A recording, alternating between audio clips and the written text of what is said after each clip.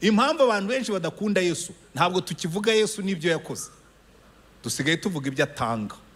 Ikibazo gikomeye dufite muri iyi minsi n'abakristo batihana, kuko ntitukibonamo intege nke, kuko twamenyereje abantu ko ari abanyembaraga, twamenyereje abantu ko bera ku bwa Kristo, twamenyereje abantu ko nta kibazo bafite, ntabwo umusaraba ugifite agaciro kuko twarawuminimije ndetse twanawukuyemo. Twe dusigaye twivugira Yesu utanga imigisha, Yesu wabambwe. Niyo mpamvu abantu basigaye bagotomera ibyaha nk'ugotomera amazi. Ndenda kubabwiza ukuri, impamvu ingo zigenda nabi nta Yesu zirimo. Impamvu ubuzima bw'abantu bugiye n'abakristo nta Yesu bafite. Ntabwo ikibazo ari uko Imana ari Imana y'imbabazi. Ko Imana ari Imana y'imbabazi, utekereje ibyaha byawe byajyanye umwana w'Imana ku musaraba, bikubwira iki? Abantu benshi kosa mujya mukora abapastori namwe bakristo, mukora za statements ngo aturakuru uri umutsinzi udatsindwa, aturakuru umutwe utari umurizo. Ntabwo ari byo bizatuma uba umutsinzi, nuko uzicara bigahinduka wowe by'ukuri. Ushobora kubyatuza akanwa kandi deje uri umurizo. N'abakristo benshi banabivuga nuko bimeze. Hari umukristo ubugenda ari mu busambanyi, ari mu businzi, ari mu bigare by'imbura mu maro, akaza hano ngo ni mwature ko muri abatsinzi. Uri umutsinzi wa hehe? Ntabwo nzi indwara abantu bamwe barwaye, ariko ndayizi ntibarabona Yesu. Haleluya, haleluya, haleluya. Yatubwiye ngo ntitugire ikindi tuvuga, reka dusenge dutangire ubutumwa. Haleluya. Kaduhuze umutima dusenge, duhamagare Mwuka Wera kugira ngo abe hagati muri twe. Uwiteka Mana Nyiringabo, tuguhaye ishimwe n'icyubahiro, tugushimiye yuko uri hano, turi mu bwiza bwawe, turi mu cyubahiro cyawe, kandi turashaka kumva ijambo ryawe. Mwuka Wera, turagutumiye hagati muri twe, ngo ntaba ari umugaragu wawe uvuga, ntaba ari we, ahubwo izina ryawe rishyirwe hejuru hano kandi rishyirwe hejuru mu mitima yacu. Turakwinginze Mwuka Wera, nguze ni wowe uzi imitima yacu aho ivuye, ni wowe uzi aho iba, ni wowe uzi aho ituye, ni wowe uzi uwaje arushye n'uremerewe. Turakwinginze ngo uwaje aha wese asubireyo usubije kwifuza ku mutima we. Ni wowe uzi iby'imitima yacu irimo gusaba no kunihira. Niyo mpamvu tukwinginze ngo ijambo ryawe uko ari rizima kandi rikora ibirenze ibyo dutekereza n'ibyo twibwira, ni ukuri utuma ijambo ryawe risuza icyo waritumye, kandi umugaragu wawe ugiye kuvuga ubane n'umutima we, ubane n'ibitekerezo bye, ubane n'akanwa ke, umwigisha ibyo avuga, mu izina rya Yesu. Amen. Amen. Amen. Mushobora kwicara. Ndashima Imana cyane, niyo mbanzirizaho kuko niyo nyiri torero, niyo nyiri abantu, niyo nyiri ibintu. Iteka ryose rero ibonye umwanya nk'uyu nguyu ugomba kubanza ugashima Imana. Ndashima n'ubuyobozi bw'itorero rya Zion Temple muri rusange. Boso Gitwaza ni inshuti yanjye, ariko kuza kwigisha hano ngira ngo nta ruhare runini yabigizemo uretse kuba yarashinze Zion Temple, ariko ubwo ngomba kubanza nawe nkamushimira. Hanyuma ariko ndagira ngo nshimire Pastor Didier, numvise bamwita D, sinari nzi ko yabaye mugufi bigezaho, ubwo asigaranye inyuguti imwe, ubutaha sinzi uko bazaba bamwita. Heruka yitwa Didier aho yabereye D, ariko ubwo niko bigenda, kubera yuko ubundi umunsi wa nyuma w'igiterane ni gakeya uzabona senior pastor w'itorero yahashyize undi muntu. Ubundi igiterane cya nyuma kiba ari cya nyiri igikorwa, akaza akivuga, kavuga, gashima abantu, yarangiza akabwiriza message avuga ngo iyi ngiyi niyo ikorotiriye izindi muyitahane. Ubwo rero ubwo yabimpaye ni icyubahiro gikomeye cyane, ndamushimiye. Ariko ahantu bikomereye nubwo maze kumushimira, kuguha kwigisha nyuma y'abandi bose baba barigishije mbere bitera icyokere mu nda, kubera ko uba wibaza ariko se nabonye senga akora hasi, ndabona bagenzi banjye ko nshaje aba bantu ndabigisha mpagaze bafashwe kandi senga yarigishije akora hasi. Ubwo rero nintakora hasi mumenye ikibitera, kubera ko iyo ushaje nkanjye barakubwira ngo ujye witonda muzeyi ngo ushobora kwigonda ntugaruke. Ubwo rero umuntu agerageza kwigisha ahagaze, yanamanuka akamanuka atagonda umugongo akamanuka atya. Ubwo rero iby'urwenya bigarukira kuko iby'umusaraba biri very serious. Tugiye kwiga ku ijambo rivuga ngo umusaraba, ibyiringiro n'ibyirato byacu. Kuko bishobora kuba ari nyabyo ariko atari ibyawe. Ngewe nakuyeho nyabyo nshyiraho byacu. Umusaraba, ibyiringiro n'ibyirato byacu. Haleluya. Didier muri presentation yavuze Amsterdam 2000. Ndenda kubabwiza ukuri, ni inshuro nyinshi ngewe nagiye mpinda umushitsi. Nkabira n'icyuya mu kwaha uretse ko ntawe ubona iyo wambaye ikoti.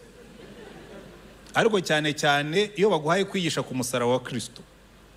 Umusaraba wa Kristo ni inyigisho igutera ubwoba kuko uba ugiye kuvuga ikishe shobuja.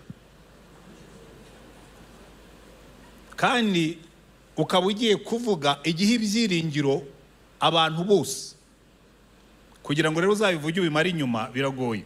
Rero twagiye Amsterdam, mbona umusaza Billy Graham ari mu bantu nemeraga cyane nakundaga cyane.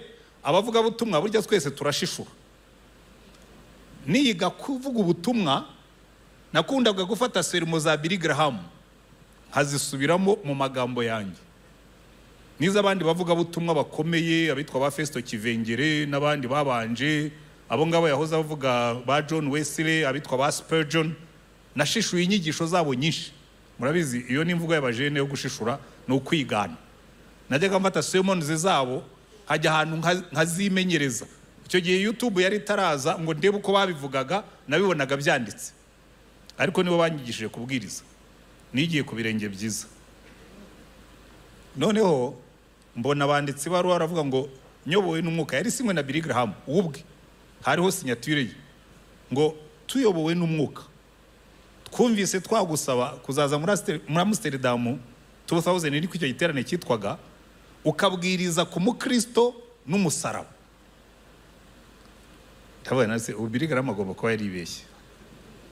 Jewe mu mwaka w'2000 nari akantu k'agahungu gato kameze nk'umusaza unywa amazi mu bivuzo, ariko ibyo birumvwa n'ababaye mu cyaro. Ko kera bajya gushinga umuheya mu bivuzo wanywa wakurura amatama agafatana ukabona ameze nk'ubu.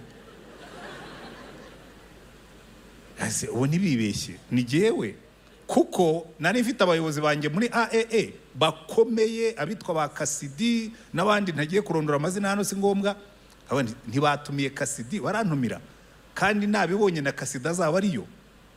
Ariko ngeze aho ngaho ndikandakanda nisubiramo ndavuga nibyo byose, niba yaranibeshye reka mbyemere ko yibeshye, ariko nzagenda mbyigisha. Reka rero ubwo wabuzabe bwinshi. Ingezeyo baducumbikira muri hoteli nini cyane yitwa Okura 5 étoiles. Uryama mu gitanda kivuye nkaha kikagera nibura nka hano nkaha, kuko nagiye mu ndigaragura nkora turu nk'eshanu. Ndimo kwibaza ni jewe uryamye hanga. Urumva twari twiviye muri genocide mwaka w'2000, twari tugisohoka muri genocide tukiri mu ntambara y'abacengezi. Ivyo nari imenyereye no gusengera mu bihuru bya ruguru ya za Matimba, nta bihuru tutarayemo dusengera iki gihugu. Noneho ndagenda basasa amashuka, basasa igitanda. Mu gitondo mpura n'umwana aje gusasura, ndamwe nuje gukora iki ati nje gusasa. Urasasira iki se ko naraye ku nguni imwe? Iki gitanda naraye muri santimetero 30, ejo nshobora kuzari. Ariko nawe mubwiraga ari urwenya, mbona baye horrified ati ni 5 étoiles ni sawa. Cyo nendaga kubabwira sicyo. Nsohotse tugiye kurya breakfast, nsanga abagabo babiri nubaha cyane, uwitwa J.I. Parker, bose bitabye Imana muri no minsi ishize. Yanditse igitabo cyitwa Knowing God, nacyo kiri mu byo nashishuragamo. Aryamye iburyo bwanjye. Uwitwa John Stott, igitabo cye cy'umusaraba, umukristo n'umusaraba, nicyo nari nakuyemo n'ibitekerezo byinshi ntegura. Nsohotse nsanga John Stott ahagaze imbere y'umuryango wanjye. ndamusuhuza numva mbaye nk'uruzigi nawe ahita mfata ku rutugu yari umugabo muremure w'umusaza ubona rwose w'imfura cyane afata ku rutugu ngo young man ngo where do you come from wa musore wanyu ni hehe ni mu Rwanda ngo I've been to Rwanda mbese ubwo atangiye kumaramo ubwoba ngo mwende what are you doing here hano urahakora iki I don't know arambwira ngo ntumbwire yuko waje mu giterane utazi icyo waje gukora ntereka rero nkubwize ukuri nakubonye numva minzu umushitsi bamaye kubwiriza ku mukristo n'umusaraba kandi wanditseho igitabo cyiza narana cyifashishije abwira Jay Poka yarasohotse mu cyumba ngo ngize Imana ngo uyu musore niwe bahaye kuvuga ku musaraba ngo young man ngo I'm so happy ngo nzaza no kukumva ngo ubwo niba urongize garanti yuko nimara gupfa ngo uzasigara uvuga umusaraba ngo uzabwire n'abandi mu buvuge neza ubu rero no kugendera mu birenge by'abatubanjirije kuko ubundi abatubanjirije iyo babwirizaga ntabwo babwirizaga ibyo tubwiriza muri iyi minsi Paulo yaravugaga ngo abagira iki bo bashaka ubwenge ngo abayuda bagashaka ibimenyetso ngo ariko twebwe iyo tugiye kubwiriza tubwiriza Kristo kandi Kristo wabambwe haleluya ngo ibyo ngibyo ngo kubagira iki ngo n'ubupfu ibintu by'urukozasoni ngo kubayuda byo ni nk'ikigusha ngo ariko kuri twebwe ni imbaraga z'Imana haleluya kuko buriya ushaka kumenya agaciro kawe nk'umukristo ushaka kumenya inkomoko y'agakiza kawe hagarara munsi y'umusaraba haleluya hari indirimbo reka bitondeke gutya kugira ngo tuze kugendana kuko buryo ugiye kwigisha ku kintu ukunda uba uri muri riske number 1 yo kurondogora number 2 yo guta umurongo burya abavuga butumwa benshi duta umurongo ariko ntimubimenye kubera ko mwaryohewe kuko ntitwababwiye aho tugana ariko reka tubanze turebe iki ngiki ikibazo cya mbere turimo kwibaza niki cyatumye umwana w'Imana ajya ku musaraba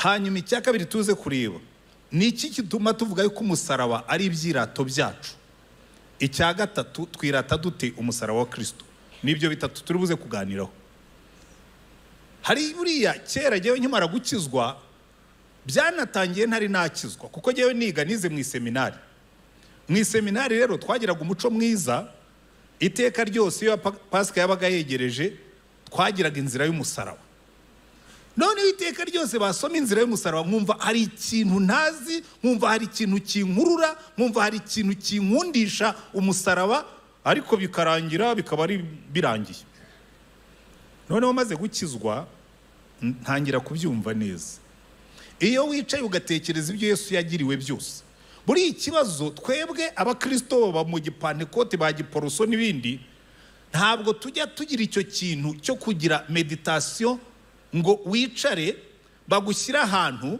bakwereka ibintu bakumvisha ibintu bakubwira ati ibi bintu bitekerezeho ubireke bikwinjiremo buriya rero iyo wagiye nko mu gaturika mu mbabare ntabwo naje kwamamaza kiliziya gatulika ukagenda inzira wenda uzabigire rimwe Pasika yegereje ugenda ujyeyo basoma inzira y'umusaraba ariko uzashaka ahantu hari umupadiri uyisoma neza akayisoma ukibaza ukuntu Yesu yagenze urwo rugendo rwose kurinda gupfira hanyuma ukibaza ngo ariko uyu mwami wampunze atya ategereje iki kuri jyewe uyu mwami wankunze agakubitwa kuko mu nzira y'umusaraba bamukwereka bamufata bagasoma texte zose izo mu isezerano rya kera n'isezerano rishya zijyanye naho ngaho bakamujyana kwa Pilato urimo kubikurikira bakamujyana kandi babidramatiza noneho waba uri umwana ukicara ukumva ibyo bintu birahambaye najyaga nicara nkavuga ariko uyu mwami wadupfiriye what can I repay him namwitura iki noneho maze gukizwa indirimbo z'umusaraba zitangira noneho kuba very deep muri jewe inyinshi ntabwo mukiziririmba nyine kubera yuko dusigaye turirimba indirimbo nshya ariko hariho n'iza kera burya zitwibutsa abantu bakunda kuririmba indirimbo zo mu gitabo imwe mu ndirimbo nakundaga yari ifite igitero iteka ryose nabazaga ni nacyo nahereho ikibazo cya mbere niki tumyuma nawe Imana babazwa umva icyatumye abambwa ku giti kandi cyatumye yambikwa ikamba ry'amahwa ni kubwawe n'ibyaha byawe reba wizere dore urupfu n'urwe naho imyandu ni yawe reba reba ku musaraba. Niki cyatumye umwana w'Imana babazwa? Niki cyatumye abambwa ku giti? Ntabwo abantu benshi bajya bibaza icyo kibazo, ariko ubundi twagombye kubyibaza.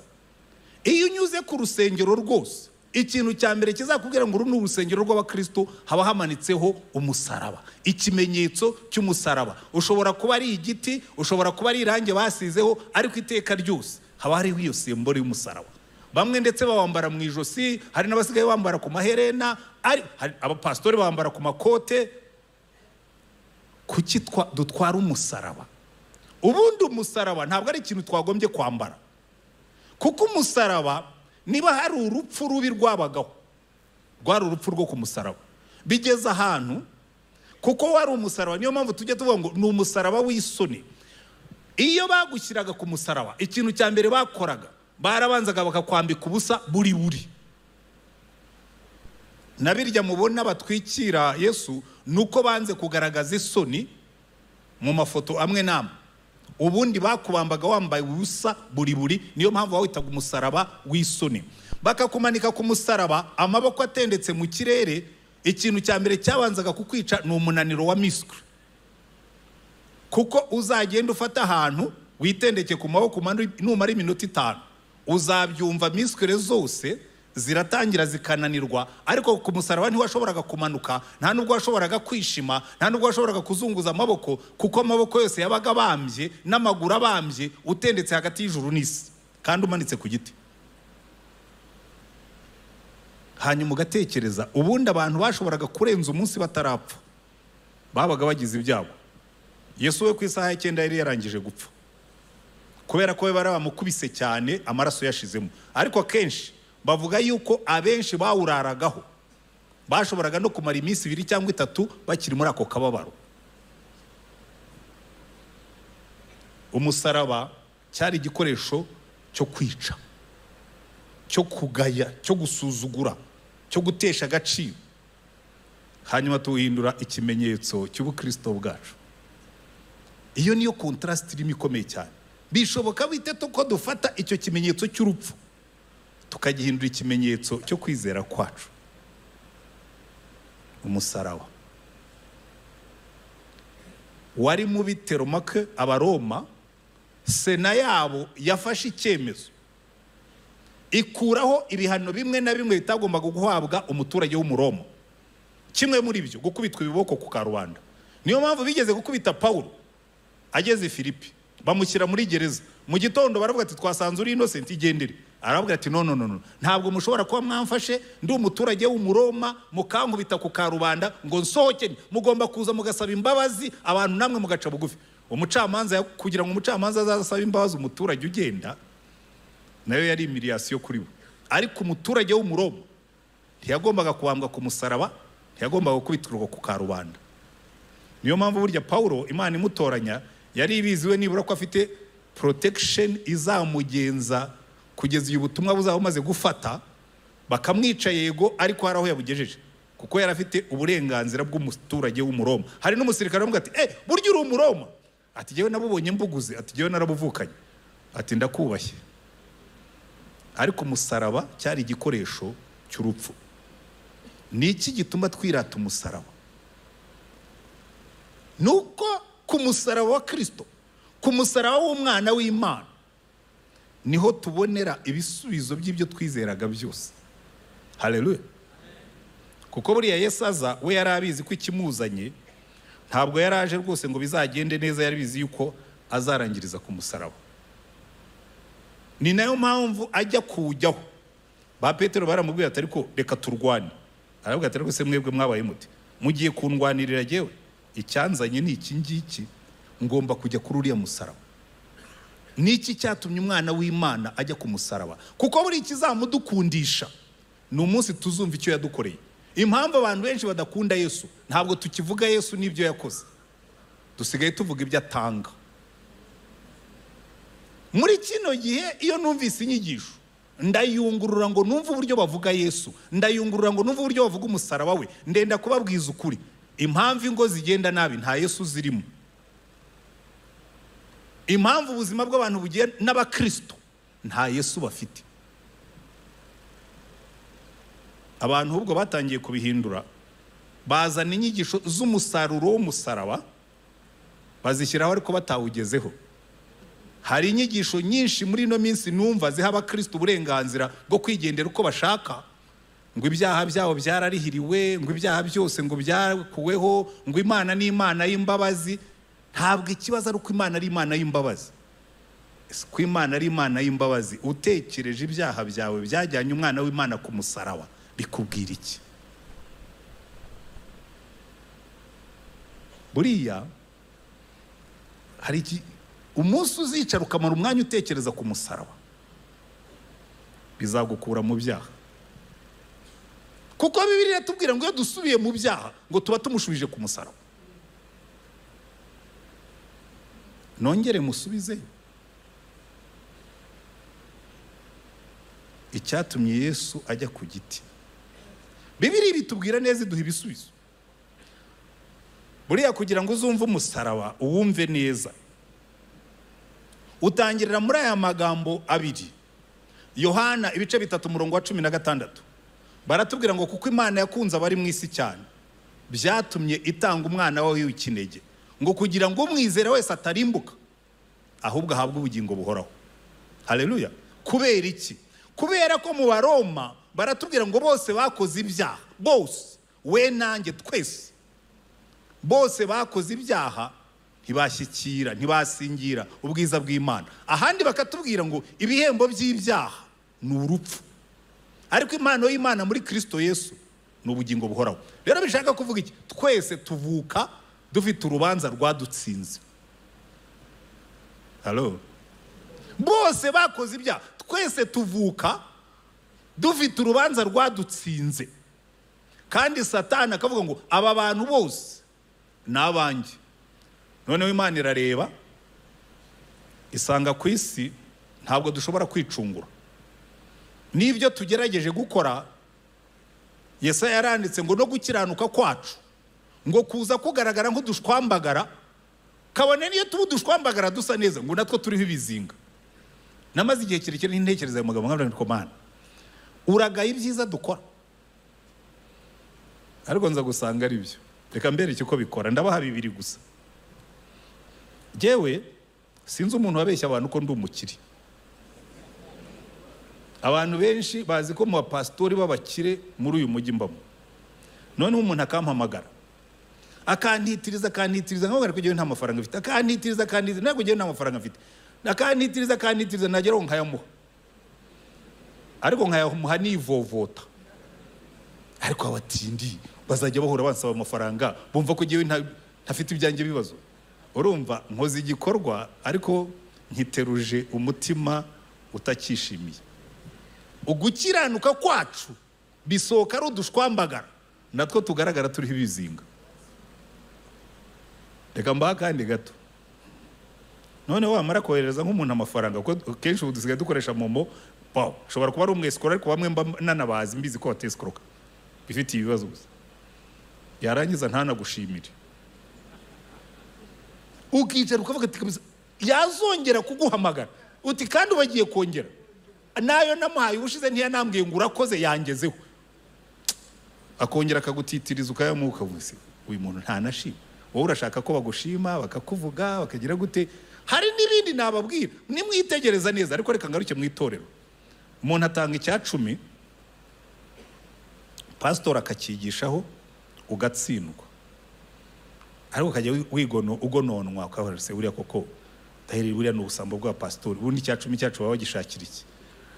wewe barabyigishije uratsindwa ariko ugitanze ugononwa kandi Imana iravuga ngo ikunda utanga agize ate anezerewe watanze ariko ntunezerewe meaning ngo wabiteruye ni byiza ariko biriho ibizinga no gukiranuka kwacu nibyo twakiranutse mu maso yayo yewe nye ntangazwa nuko batubwira ko ngo n'abamarayika ngira barebe kabonamo amakosa niyo mpamvu n'abamarayika iyo bagenda imbere y'Imana baratubwira ngo Yesaya mu bice bitandatu yabonye abamarayika baguruka ngo bari bafite amababa 6 ngo 2 bayatwikirizaga ibirenge byabo biba byandujwe n'urugendo ngo andabiri bakatwikiriza mu maso bakavuga tumva ntidushobora kureba mu maso y'Imana yera twiziho intege nke andi bakayagurukisha bakorera Imana kuko Imana yacu irera marayika yarabivuze Yesaya yaramaze imyaka abwira abantu ngo muzabona ishyano abazindurwa no kunywa ibisindisha muzabona ishyano abagira barya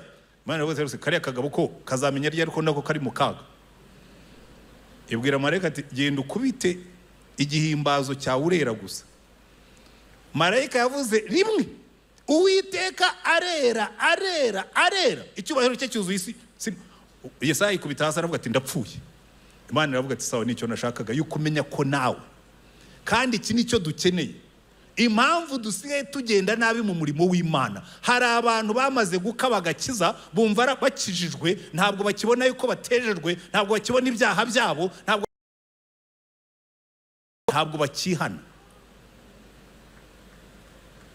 ikibazo gikomeye dufite muri iyi minsi n'abakristo batihana kuko ntitukibonamo intege nke kuko twamenyereje abantu ko ari abanyembaraga twamenyereje abantu ko bera ku bwa Kristo twamenyereje abantu ko nta kibazo bafite ntabwo umusaraba ugifite agaciro kuko twarawuminimije ndetse twanawukuyemo nta nubwo tukivuga cyane nahoze mbwira madamu ariko Didier yafashwe n'ibiki mva maze imyaka mbwiriza ubutumwa sinaheruka gateme y'umusaraba wenda basenga baho banyura bashobora kuba barahwena ariko ndakurahi umusaraba wavuyemo ibyo ba Paulo birataga byavuyemo twe dusigaye twivugira Yesu utanga imigisha Yesu wabambwe niyo mpamvu abantu basigaye bagotomera ibyaha nk'ugotomera amazi nuko batazi ingaruka zabyo nuko zababaje umwana w'Imana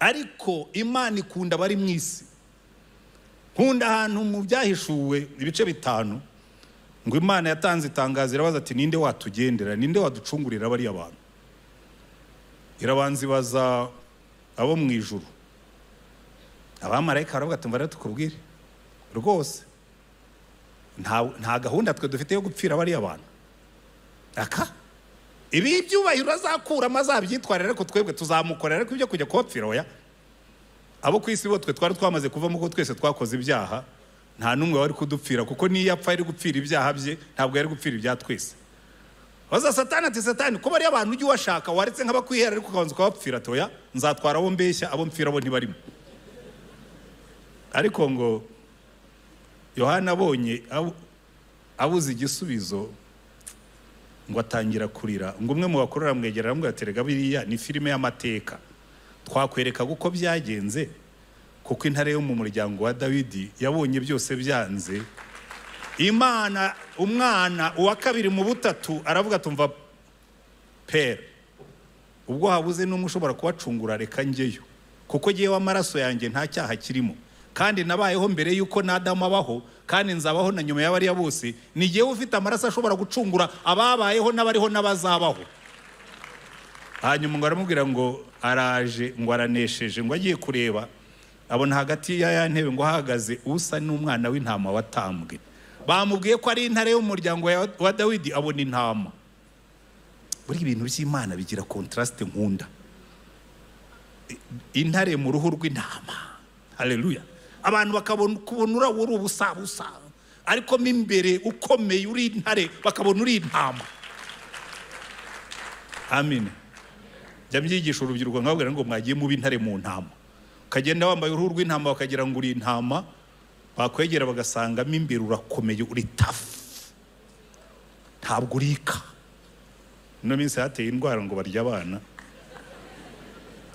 fata umukobwa mwiza w'inzobe ati uriya turamurya yajya kukwegera agasanga uri tafu mimbere kukamubwira toya ntunebe ko nsa n'intama ariko mimbere ndi intare mfite uko ngenda mfite uko nteye mfite uko mfatwa buriya nkunda ibintu iriya image rwose y'intare mu ntama ndayikunda cyane ko natwe niko twagombye kumera umuntu wuzuye umwuka ukagenda woroshye worohera abandi utunganira abandi worohera abantu ukabafasha ariko ukaba na tough minded ntubu umuntu bashobora gukoresha uko bashaka bajyana aho bashaka bakoresha ibyo bashaka oya ukaba umuntu duruwa ariko worohera abandi amina ariko byubwo ngira ngo ndihuse cyane nari nkiri ku musaraba turaza kubigeraho ndangiza uyu musaraba Imana ifata umwana wayo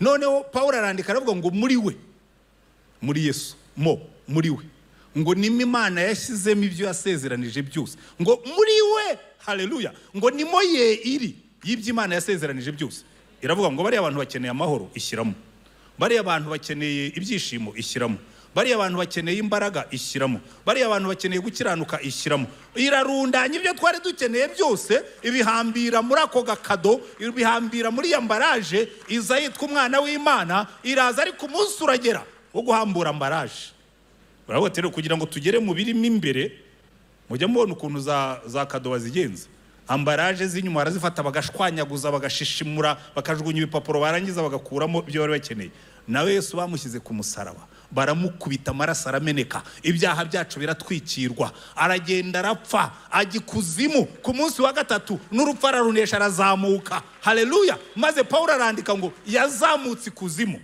ngo imbaraga zose z'abadayimoni yazivuze hejuru kubw'umusaraba haleluya kuko ibyaha byacu byose byari byarihiriwe kuko burya ubutware bwa Satani buba mu mutima ugucira urubanza kubw'ibyaha byawe ariko iyo umaze kumenya ibyo Yesu yakoze ku musaraba uba free Satani yakubwira atari ku byaha byawe utariko biriya byararihiriwe yakubwira atari ko biriya byaha atariko biriya byarababariwe haleluya hari inkuru abavuga batumwa bakonze kuyivuga reka ngira ngo iyo nyireke uyu munsi ariko reka nyivuge ubwo nari nyitangiye ngo abana babiri bakoreraga shebuja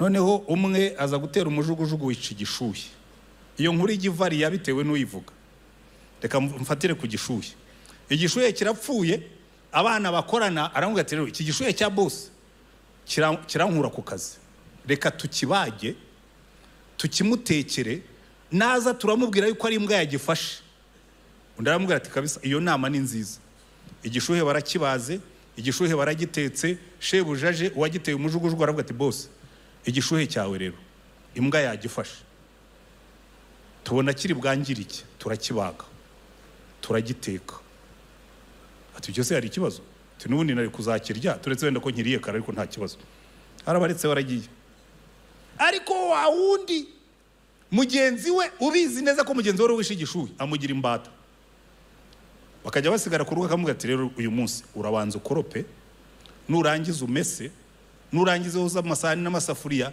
nurangiza utekege ngiye gutembera kandi nutera amahane igishuhe kiragukoraho mwana wa mubata bw'igishuhe umwana ariko bukeye aravuga tumva ibyo ari byose iki gishuhe kirandambiye n'ubundi ndakorera ubusa reka nze kubwira patro ko ari gihe wishe igishuhe patro atashye aramubwira ati patro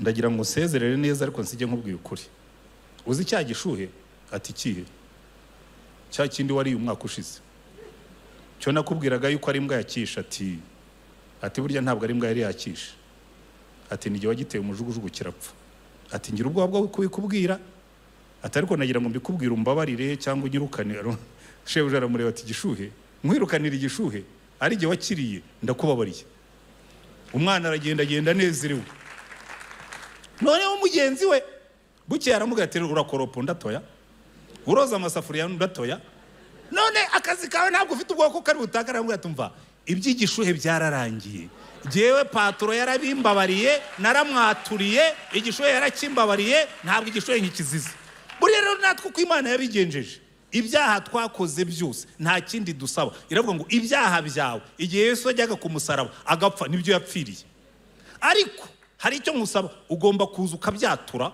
ukemera ko utazabisubiramo aha rero niho abantu benshi bakorera amakosa baravuga ngo Yesu yarabirihiriye ariko ugomba kujya gufata fagitire yabyo ukamwemerera ko aba umucunguzi wawe ariko kuko yazutse amaze kuzuka yaravuze ngo ubu nahawe ubutware mu ijuru no mu isi. Amen. Igihe utazemera ko Yesu ari umutware wawe agakiza kawe ni fake. Abantu benshi mufite Yesu w'umucunguzi ariko ntabwo mufite Yesu w'umwami. Aha niho bitanga indukanira byose. Iyo Yesu yabaye umwami w'ubuzima bwawe ntabwo uba ukigenga ngo wikoreshe ibyo ushaka. Numva abantu bambwira ngo jyewe ndigenga. Urigenga? Ntabwo turi abacu ngo twigenge. Iyo wamaze kwemera amaraso ya Yesu kwa kwezaho ibyaha ubwo kwahere n'ubuzima bwa kera uba wahindutse icyaremwe gishya ukagenda mu butware bwa Yesu nta mudendezo uba ugifite. Jewe kera nkimara gukizwa niba ari ikosa nakoze niba ari ibyiza nakoze simbizi ubwo muraza kwishyiriraho ko mubishaka. Nakundaga iki kintu cyo gushima hajya mbwira Yesu ariko Yesu ko wampfiriye ukancungura reka nanjye nkwiture ubu buzima n'ubundi bwari bwananiye ndabukwihereye. Jewe nanditse ibaruwa nandikira Imana rero ngo Mana warakoze kumbabarira none guhera uyu munsi nzakora ibyo ushaka nzajya aho ushaka nzakora uko umbwiye ubu mwami w'ubuzima bwanjye none umunsi sindabihindura. Jewe ushobora kumbwira uturi umupfu ahubwo nisaho jewe narahiriye ko nzumvira uyu mwami kuko Yesu yuzura neza. Iyo abaye umucunguzi wawe warihiriye ibyaha byawe akaba n'umwami wawe kuko yapfuye akazuka agahabwa ubutware bwose mu ijuru no mu isi nawe urimo. Amen. Aha rero ndagira ngo twumve neza noneho inyungu dukuramo kugira ngo ibyirato byacu nihute. Niki cyatumye Yesu ajya ku giti? Ibyaha byawe kugira ngo abirihirire. Ubu nta rubanza rukitu abari muri Kristo Yesu nta rubanza tuzacirwaho. Ariko kugira ngo urwo rubanza rwe kukubaho ugomba kubanza ukemera ko aba umwami wawe. Amen. Kandi dore inyungu twakuyemo. Yesaya 53 aratubwira ngo buriya Kristo ubwo yajyaga ku musaraba yaduhaye ibintu bitatu nifuza yuko mufata. Ikintu cya mbere baratubwira ngo yishyizeho intimba zacu n'imibabaro yacu. Ino si ya none ikeneye kumva ubwo butumwa bw'umusaraba kubera yuko baratubwira yuko depression agahinda gasazi ku isi yose average ugereranije kazamutseho 30% muri imyaka kuva kuri covid kugeza no munsi. Ariko bakatubwira ngo ubwo Yesu yajyaga ku musaraba yishyizeho intimba zacu n'amadepresiyo yacu n'ibindi byose. Kubera iki? Ni iki gituma abantu bagira depression? Kubura icyerekezo. Ubwo n'ubushakashatsi bwakozwe.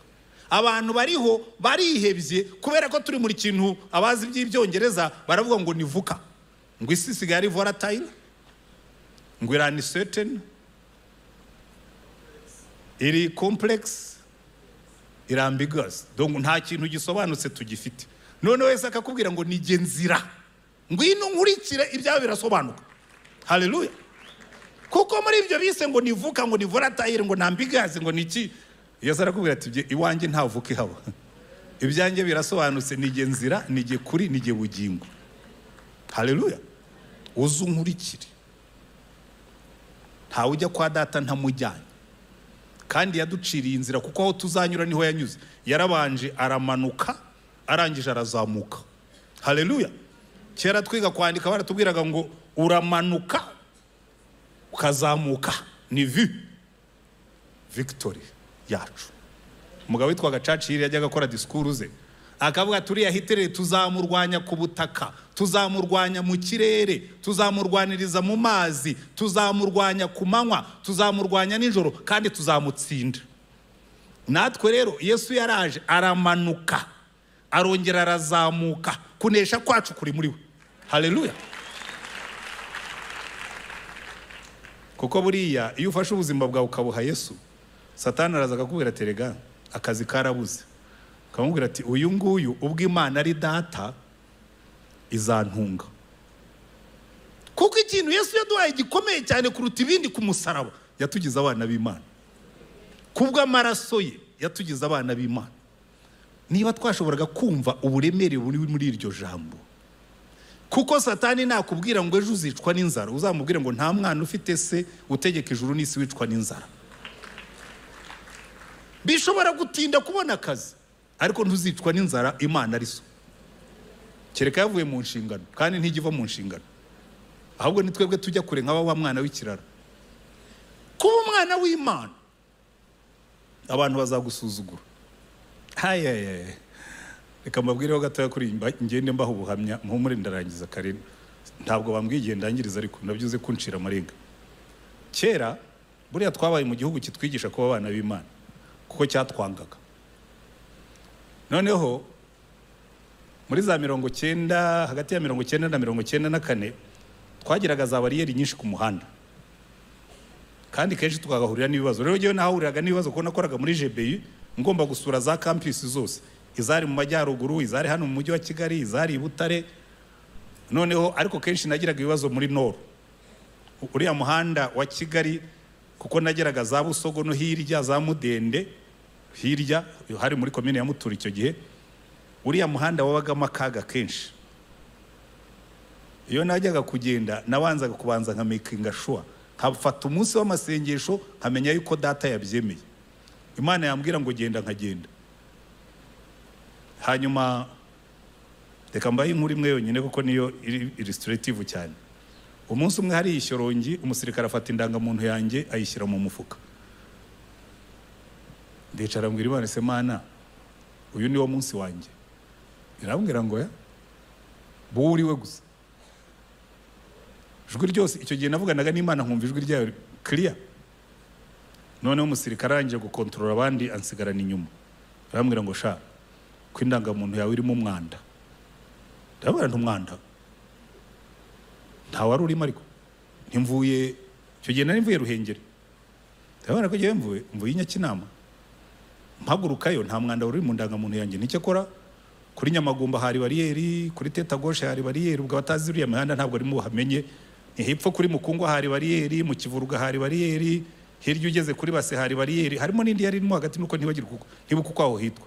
Ni ku Kinini hari bariyeri, ku Kirenge cya Ruganza hari bariyeri, iyi ni ya 9. Yabuze washyizemo umwanda, n'ubundi nta wari urimo. Ngo ntabwo ari nkubwira wa Kigoryo. Ndabona se ni bya bindi umbwira, nti rwose nanjye mbihindura urwenya. Ndabona nariko reka nkubwire. Ubwo namushyize ku ruhande, yansigaranye inyuma, abandi basubiye muri taxi, ariko baracyategereje ko andekura. Reka rero nkubwire ko navukiye hano, simbihitemo. None nkaba ndi mukuru, wangiriye ihe nama ngo mpindure indangamuntu, njyaho indangamuntu yanjye itajyamo umwanda. Ntiburiya rero niyo Imana imbwira ikangisha inama itarandema, nayo kuyibwira ikanshyira mu ruhande rw'ab'indangamuntu zabo zitarimo umwanda. Ngo umurokoresha nti amfurika indangamuntu mugaho n'ikigende, kandi mujye munadusengera. Ndavuga nti yagomba kuba ari umwana wa pastori cyangwa kuko narahagaze ndavuga ibyo byose. Jewe ko naramubwiraga nkamubwira ni jewe Imana indema ntiyangishije inama. So ibi urimo kumbwira kuba atazi izo ndangamuntu twabaga dufite zabaga zanditsemo amoko, kenshi tukazikubitirwa. Ariko naramubwira ni jewe, hari n'uwo nigeze kubibwira ntabwo jewe ntabwo ndi uwa hano. Aturuwahe genda umwana w'Imana, atugwe buzanye bya bindi by'abarokore. Cyo nenda kukubwira, iyo uzuriwe umuntu ashobora kugusuzugura, kavuga utari ko umuntu yanyibeshyeho. Ntabwo aza agaciro kanjye, kuko ikintu cya mbere Yesu yaduhaye ku musaraba, iyo wicaye ukabitekerezaho, yaduhaye agaciro kari hejuru. Kuko burya agaciro k'ikintu, murankurikira neza, agaciro kawe kangana n'icyo waguzwe. Ko twebwe twaguzwe amaraso y'igiciro cyinshi. Amaraso Imana yagutanzeho ni yaguha agaciro. Agaciro kawe ntabwo kava mu buri ukusa, agaciro kawe ntabwo kava ukureshya, ntabwo kava mu mafaranga ufite, ntabwo kava mu madiplome ufite. Agaciro kawe ni iki Imana yakugize cyo muri Kristo Yesu kubw'amaraso ye ku musaraba. Iba mwajyaga mwicara mukabitekerezaho, bikageza ahantu bikwinjiramo, bikava mu bitekerezo, bikinjira mu mutima, bikinjira mu mibereho yawe, ukajya ugenda mu nzira widunda uvuga ngo ibyo ari byose. Ubwo mu ndeba ubu ngubu jewe ntabwo ndi uwa hano, ndi umwana w'Imana, kandi ubwo Imana ari data ibyanjye byose ni guaranteed. Abantu benshi kosa mujya mukora abapastori namwe ba Kristo, mukora za statements ngo aturakuru uri umutsinzi udatsindwa, aturakuru umutwe utari umurizo. Ntabwo ari byo bizatuma uba umutsinzi, nuko uzicara bigahinduka wowe by'ukuri. Ushobora kubyatuza akanwa kandi deje uri umurizo. N'abakristo benshi banabivuga nuko bimeze. Hari umukristo ubugenda ari mu busambanyi, ari mu businzi, ari mu bigare by'imbura mu maro, akaza hano ngo ni mwature ko muri abatsinzi. Uri umutsinzi wa hehe? Watsinzwe kera, Satani yarakurambitse, yarakurangije, uri muratura ibyo utari byo. Kwatura ntabwo ari byo biguhindura. Kwatura ni ukuvuga amagambo, ariko iyo wamaze gufata Yesu, wowe ubwawe ukabigira ibyawe, agaciro wahawe ku musaraba ukakagira kawe, ukagenda mu nzira nk'uwacunguwe, ukagenda mu nzira nk'umwana w'Imana, ukagenda wemye. Satani yakubona, kandi Satani waze kutureba akavuga turiya mujye mumwitondera, ariho ikimenyetso. Haleluya. Mu bintu twungukiye ku musaraba twabonye ako gaciro kacu. Reka nze nkabahe mu magambo make ya Paulo yarabitworohereje, ariko Imana yigeze kubwira abantu muri Yeremiya ibice 9:23 irabwira ngo mva mbabwire, uwirata wese ngo umunyabwenge ntazongere kwirata ubwenge bwe, ngo intwari ye kwirata ubutwari bwayo, ngo n'umukungu ye kwirata ubutunzi bwe, ngo ahubwo wirata yirata iki yuko yamenye, akamenya ko ndi Imana igira imbabazi, akamenya ko ndi Imana yatanze umwana wanjye ku bwabo, akamenya ko ndi Imana imukunda kugeza aho mutangirira amaraso y'igiciro cyinshi. Iyo umaze gusobanukirwa ibyo ngibyo, usigara nta kindi wirata uretse umusaraba. Kuko hari ibintu umusaraba uguha diplome itaguha. Hari agaciro umusaraba uguha amafaranga ataguha. Hari amahoro umusaraba uguha. Abantu barayabuze. Njye mbwira abantu, buri Imana nayo yaraduhimye.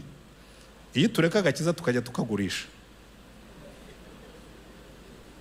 tukareba ukuntu tugashyira muri package bakajya bakagura, mwari kureba ukuntu abantu bagura agakiza. Ugabura ati wabuze amahoro, uzu ndebe ndaguha ipaki y'agakiza. Tugashaka akantu tumuha, kamuha amabwiriza, ukamubwira ngo amabwiriza ari muri aka gatabo tukagagira gato, nuyakurikiza amahoro azataha iwawe. Wari ukuntu abantu bari kujya bakagura. Buriya nuko twagatangiye ubuntu.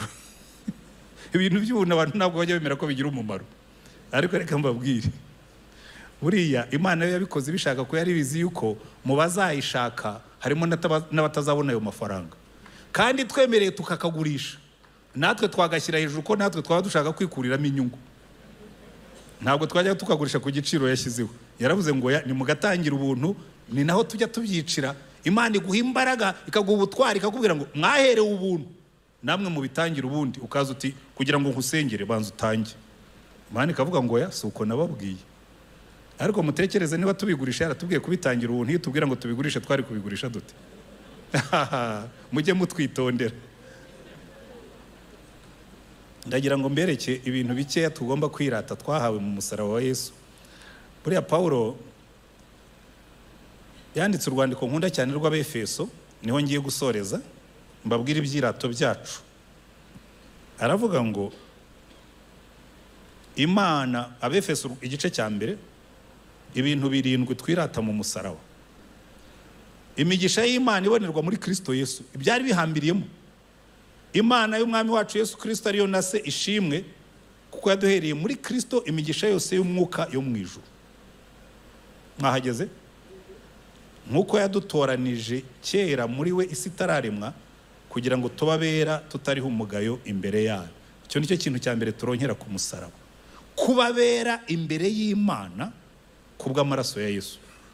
Kuko Bibiliya bitubwira neza, ikatubwira ngo amaraso ya Yesu atwezaho ibyaha byose. Yigeze kwigisha iyo nyigisho muri gereza hariya muri 1930 kiri hano hepfo. Umugabo umwe yari yarakoze jenoside, yicaye imbere arakomeza arandeba nigisha amaraso ya Yesu, mbabwira ukuntu amaraso ya Yesu yezaho ibyaha byose, mbaho ubuhamya bw'ukuntu amaraso ya Yesu yanyeje.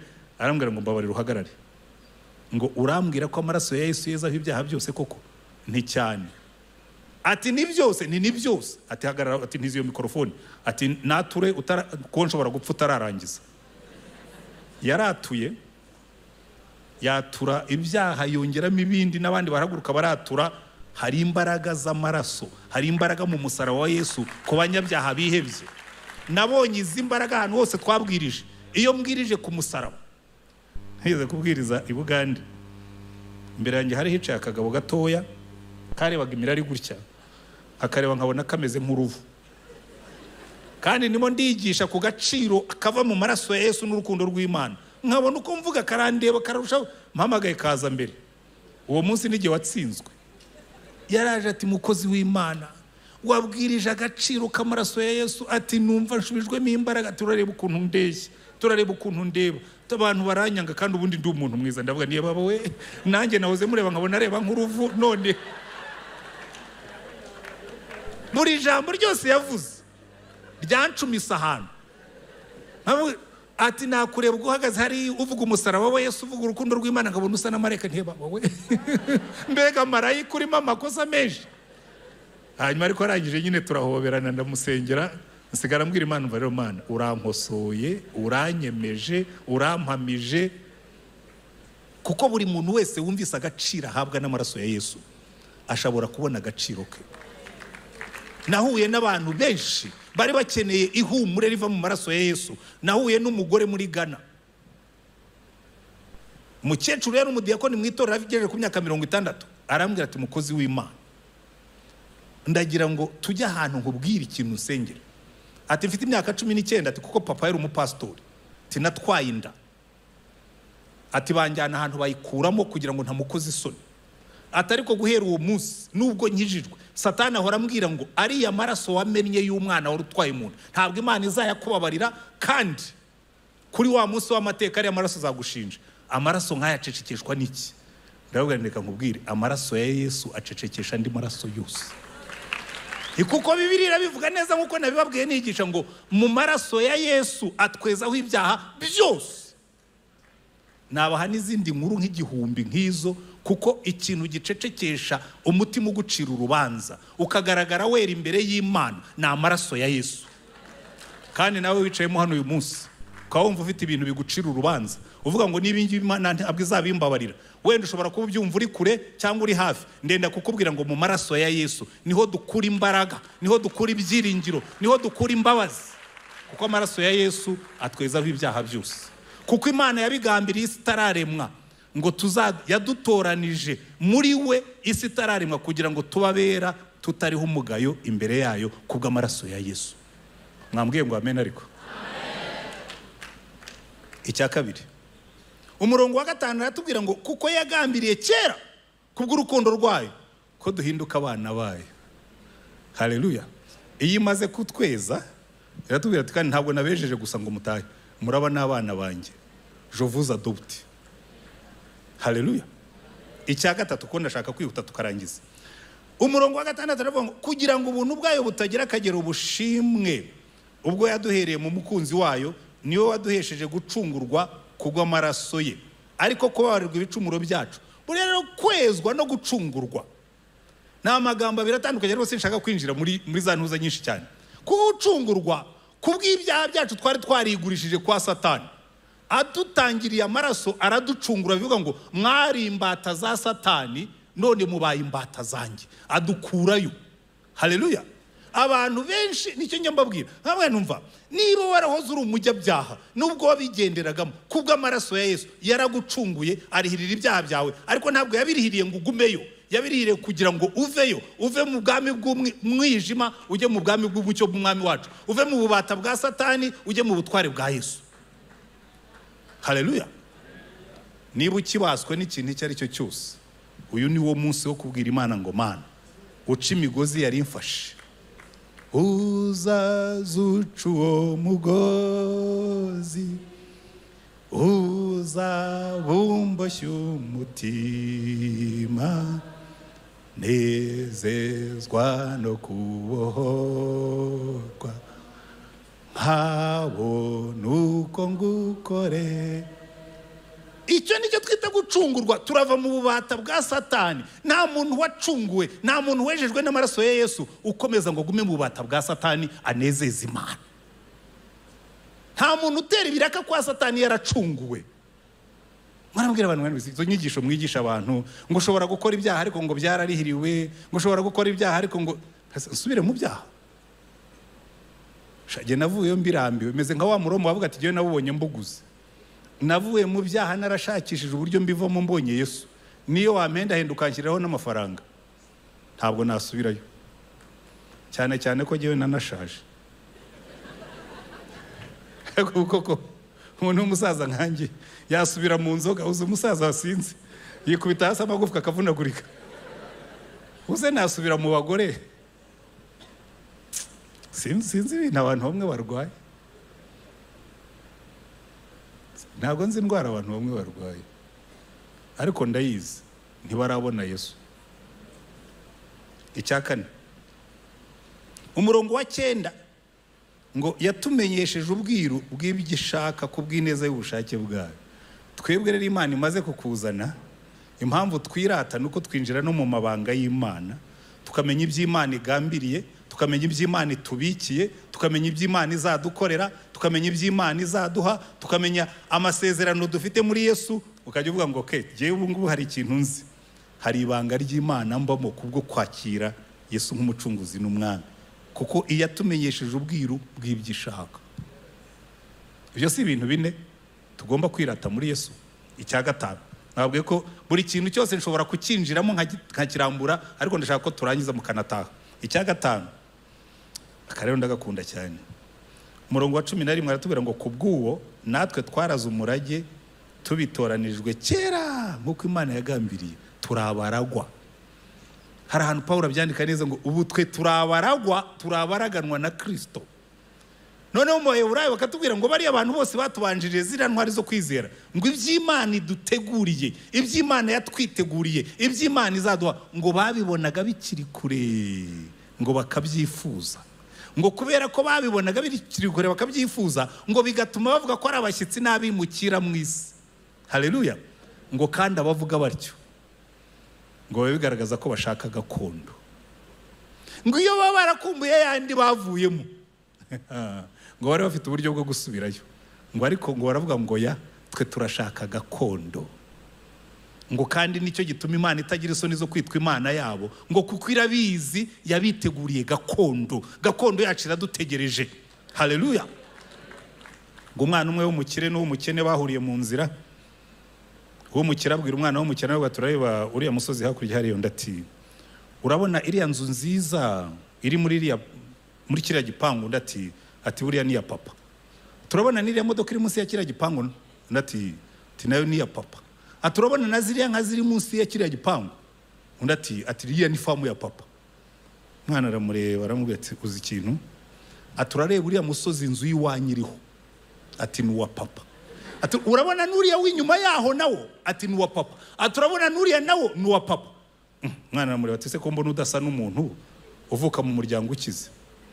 Arambwira tuzi impamvu, we waje wambaye uvuye iwanyu, jewe ndimo ndajyayo. Twe turi abashyitsi n'abimukira mu isi, ariko Imana yaduteguriye gakondo. Hari impamvu zituma tudashobora gusubira inyuma, nuko tuzi neza yuko igihe cyacu cy'umurage wa gakondo yacu ntikiragaragara. Muri 94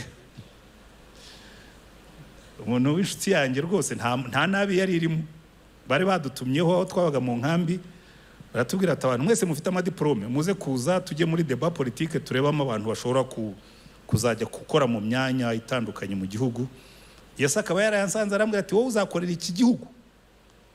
Ibyo na Didi atababwiye Linze yakundaga cyane nuko yanyohereje tike ngo mve mu Rwanda njye kwiga mu Bwongereza muri genocide.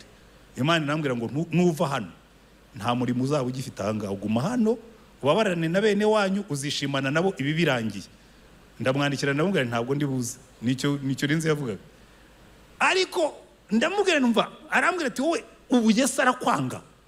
Ibintu byagiye mu buryo, bya bindi byajyaga bidusubiza hasi byadupfobyaga byavuye mu nzira. Ubu twese batubwiye ngo tuze tujye gukorera igihugu. Ndabona ariko nanjye nzakorera igihugu, ariko mu murimo wanjye wagiye vuga butumwa n'ibindi. Arambwira rwose Yesu arakwanga. Umuntu ufite masters muri kino gihe kabisa uri eligible washobora ndavuga rero nkubwire rwose uri inshuti yanjye nkubwije ukuri tuzakorera igihugu turi kumwe ariko mu yindi function. Arambwira ngo nkubwire ngo Yesu yarabahombeje ngo kubona urasokaziyo nk'iyi ngo ntizagaruka ubwa kabiri. Ndavuga reka nkubwire umunsi Yesu nawe azatunganya umurage wacu uzabona ko ntibeshye. Ariko duheretse guhura hamaze iminsi abakristo bansezeyeho arambwira ngo shaka nabonye ukuntu abakristo bagusezeyeho ngo niba ari kuri Yesu azabakira umenya ko kutaribeshye. Kuko dufite umwami waduteguriye gakondo. Impamvu mubona abantu benshi bandavura akabona umuntu arimo ariba, umuntu arimo arabeshya, umuntu arimo arasambana, ukabura ngo turimo turashaka umunezero. Nta munezero uzakura mu busambanyi, nta munezero uzakura mu mafaranga y'ubujura. Itegereze gakondo yawe. Data azadutungira hano ku isi ariko hirya y'inosi adufitiye gakondo. Kandi Bibiliya tubwira ngo n'abatubanjirije ngo icyatumye banyura mu isi bameze nk'abashyitsi n'abimukira ngo babonaga gakondo umwami abateguriye. Haleluya. Cyo ni cyari icya gatanu.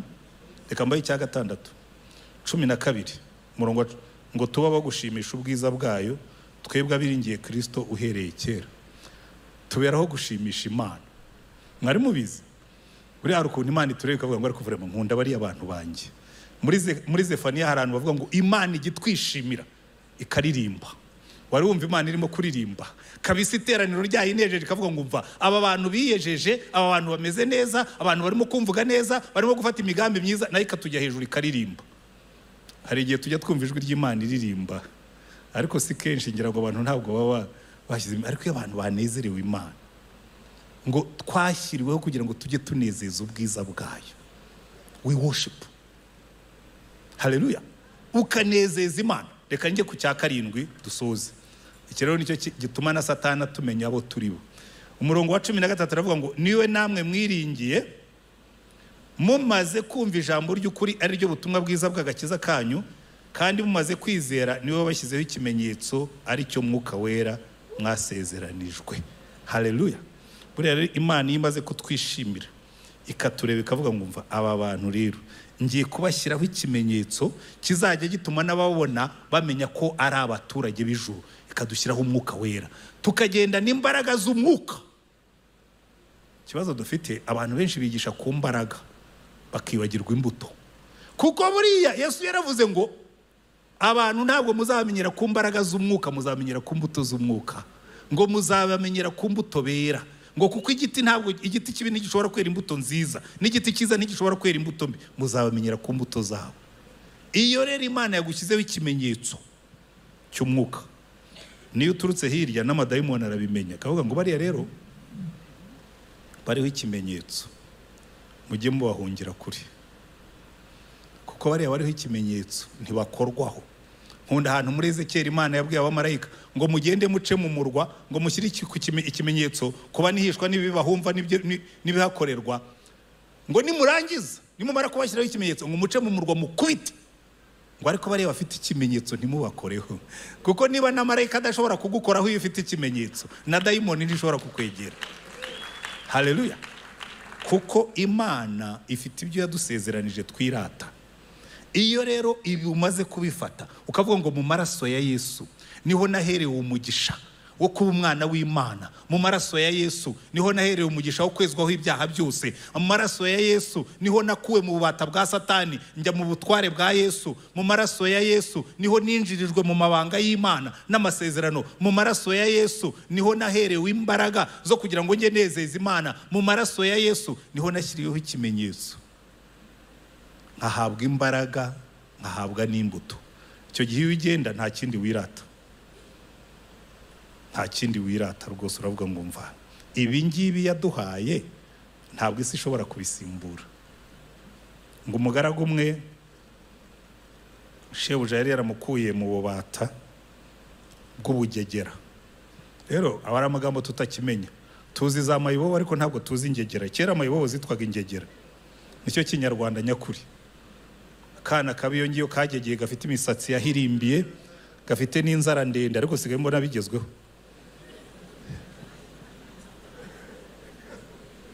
noneho ngo umwami aramufata mujyani we baramwogosha baramutunganya bamuca inzara iz'ibirenge n'iz'intoki hanyuma aramurera arakura ariko umwana akavuga ati mva izi nzara n'uyu musatsi ntaho bizajya abishyira mu kantu k'akazindura akajya byambariraho buke aba mukuru avamo n'umugabo w'intwari cyane akagira ibyaha bibiri afite ka kazindura karimo imisatsi harimo n'inzara ariko ntagire n'ikivugo agahagara mu bandi yatangira kwivuga yatangira kwiterera ati wanga databuja akicara bukeye rero abandi uko abanyarwanda bajya bakunda gutaramana abandi baragenda baramutaramana babwira umwami ati hariho hafite umugaragu w'ikigarasha uhafite umugaragu w'umuswa icyambere ntagira ikivugo mu bagabo arahaguruka akitakuma nk'isake akamanura amababa akarekera aho ngaho atakavuga ngo wanga databuja atari ku kibi kuruta ibindi byose afite inzaratsi abatazi inzaratsi rero batabaye mu byaro ntibazi inzaratsi n'ibintu by'amarozi abantu bambariraho n'ibindi atafite inzaratsi zo kuzakwica ategereje umunsi azakubona uburyo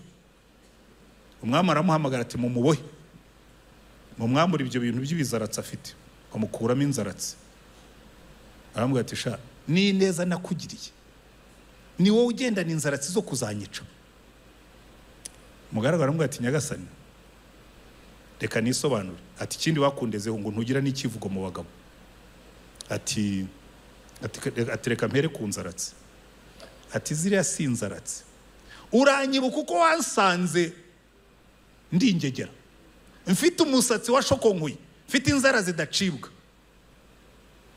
uriya musatsi narawubitse na ziriya nzara ngo zijye zinyibutsa aho wankuye ntabwo ziriya ari inzaratsi ni urwibutso rw'aho wankuye ati icyo kivugo bavuga ubutwari bwanjye ntabwo mfite ati ntangira kwitakuma najya kubwira abandi ngo niciye aha n'aha ati nkibuka iyo utamvana mu bugegera ntacyo mba aricyo nkavuga ngo wanga databuja ati nibyo bandeze umwami aramureba ngo nicyo waziraga ati subira mu batoni banjye kuko twese nta kivugo dufite ibyo twirata byose Imana irakubwira ngo ibyo byose wirata intwari ye kwirata ubutwari bwayo kuko n'igihe wakurinze umukire kwirata ubutunzi bwe ko n'igihe wabumuhaye n'umunyabwenge kwirata ubwenge bwe ariko hari ibintu njye mbona kabona umukobwa aragenda ariko se buriya mubona umukobwa mwiza nkanjye yajya kuba umurokore wowe ujya kuvuka ntiwigeze ukoresha komande y'uko uzavuka usa byose ni Imana ibiduha urimo hano w'umunyabwenge wagaheza uvuka nta komande y'ubwonko wakoze n'ababyeyi bawe ntibari bazi ikizavamo papa wawe yaherutse aryamana na mama wawe bagiye kubona mama aratwite ntibazi ubwonko uko bwaremwe Imana yabushyizemo igufitiye umugambi reka ubwenge bubu bw'Imana icyubahiro kibi cyayo reka ubwiza bubu bw'Imana icyubahiro kibi cyayo ntacyo dufite Paul yanditse ngo niki mufite mutahawe ngo mukirate ariko wirata yirate ko yamenye Imana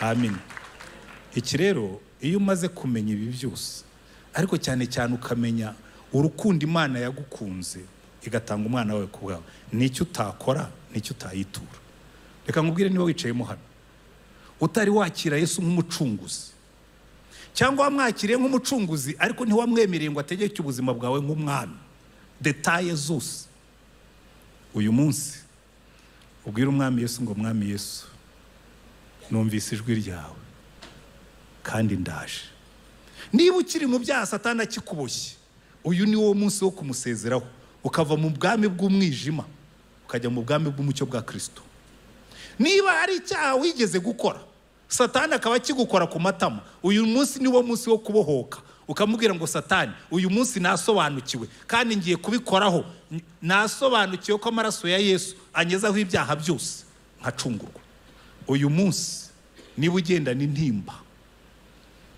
ubwire Yesu ngo mwami Yesu nabimenye ko wishyizeho intimba zanjye n'imibabaro yanjye uruhura umutima wanjye kuko abantu benshi muri iki gihugu bararushye ariko barushye kuko batamenye umwami buriya dufite umwami utandukanye n'abandi abanyarwanda bajyaga basuzugura abatwa bakavuga ngo umukuru w'abatwa ngo niwe ubatwaza impamba uwacu we ntabwo adutwaza impamba gusa adutwaza n'ibikapu. Imitwaro yawe yose aravuga ngo abarushye n'abaremerewe muze mu nsange, ngo ndabaruhura, ngo munyikoreze imitwaro yanyu, ngo kuko nita kuri mwe. Haleluya. Uyu ni umwami waje kugira ngo tujye tugenda tuvuga ngo hari ikintu kimwe nzi. Hari umwami waje ibyanjye byose abigira byiza. Hari umwami waje byari bindu hejuru byose ndabimutura. Hari umwami waje aramfata. Mazi bindu sha byose ndabimukorera, nta wundi utari Yesu wabyihanganye. Ni wowe wumvise ijwi ry'Imana uyu munsi, reka ne gutinda dusoze. Zamura ikiganza aho uri dusenga Imana. Ubwira Imana ngo Mana, numvise ijwi ryawe. Niba wumvise ukavuga ngo iriya nkuru, ririya jambo ryari iryanjye uyu munsi, uzamura ikiganza aho uri. Ntabwo ngiye njye nkandakanda abantu, sinjye mbatera ubwoba, kuko Yesu ajya kutubambirwa yagiyeyo ku karubanda ku manywa y'ihangu. Natwe tumwakira, tugomba kumwakira tudafite isoni, kuko isoni zacu yarazitwaye, adusigira umunezero wo kugendana nawe. Zamura ikiganza aho uri dusenge Imana. Turagushimye mwami Yesu,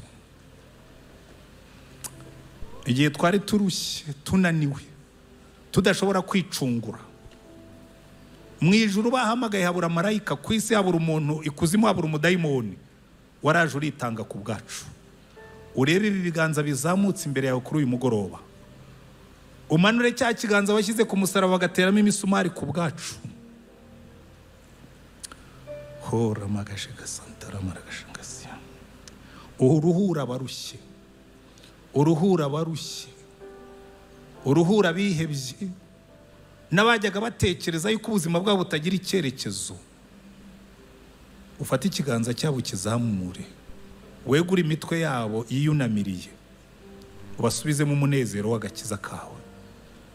Ureba abo Satani yajyaga acunaguza kubw'ibyaha bakoze, bakabirenzaho bakabihisha. Sina ngombwa ko babibwira abantu, ariko bashobora kubikubwira, kuko waraje kugira ngo uducungure, utuvane mu bata bwa Satani, tuvane mu bwami bw'umwijima, udushyire mu mucyo. Ureba bari hano Satani yatwazaga igitugu mu byaha, uca imigozi yose, uca imigozi yose, ubabohore. Ureba bagenderaga mu ntege nke, uyu munsi ubu munsi wo gushyirwaho ikimenyetso, ubu munsi wo kwambikwa imbaraga kugira ngo tugendere mu butware bwawe. Wumve gusenga tugusenga kuri uyu mugoroba, ubeze turagusabye, ubeze ubeze ubeze ubejesha amaraso yawe, kandi nurangiza ubafata ubakomeze, ntibazasubira inyuma. Imbaraga zawe zibarinde, ukuboko kwawe kubakomeze. Wumve gusenga tugusenga, wumve kwinginga tukwinginga.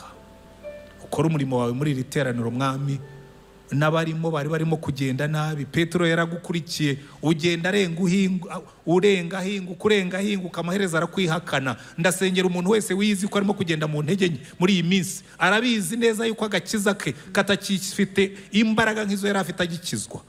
Ugenderera barimo kugendera mu ntege nke, ugenderera barimo kuvangavanga, bumva isi baryoheye kuruta uko ijuru ribaryoheye, bavanga ibyaha no gukiranuka. Ugenderere buri muntu, uvugane n'imitima y'abantu. Uyu mugoroba ukora ibitangaza hagati muri twe Mana. Muri iyi minsi ijuru rinezezwe nuko twejejwe, ijuru rinezezwe nuko twavuye mu byaha tukagambirira kubireka, ijuru rinezezwe nuko twagambiriye kuzura umwuka tukambikwa imbaraga. Kuko mwami Yesu, impamvu warangirije kuri kiriya kimenyetso cya nyuma ngo twahawe umwuka nk'ikimenyetso, nuko wari ubizi n'ubundi nta muntu wigeze ukoresha utamushyizemo imbaraga z'umwuka. Suka umwuka wawe wera kuri iri teraniro. Ubwo turimo gusoza iki giterane, turasenze ngo imbaraga z'umwuka zimanukira aha hantu. Turasenze ngo buri muntu wese wakwizeye umwambike imbaraga nshya. Mana, turabivuga tukabivuga n'amagambo, ariko turashaka kubona imbaraga zawe mu bikorwa. turashaka kuririmba abantu bagakorwa ku mutima bagakizwa, turashaka gusenga abantu bagakorwa ku mutima bagahinduka, turashaka kubwiriza tukabona abantu bahinduka, turashaka imbaraga, turambiwe ubukristo bw'imikonjera, turambiwe ubukristo bw'ubukamenyero, turambiwe uburokore butagira icyo buhindura, turambiwe uburokore butagira icyo bukora, turambiwe uburokore. Mana, utungure umurimo wawe, reka ubwami bwawe buze, ubwoko bwawe bugukorere bukunezeze, izina ryawe rishyirwe hejuru, ubwami bw'ijuru bumanuke ku isi, mu izina ryawe mwami wacu Yesu Kristo, amen.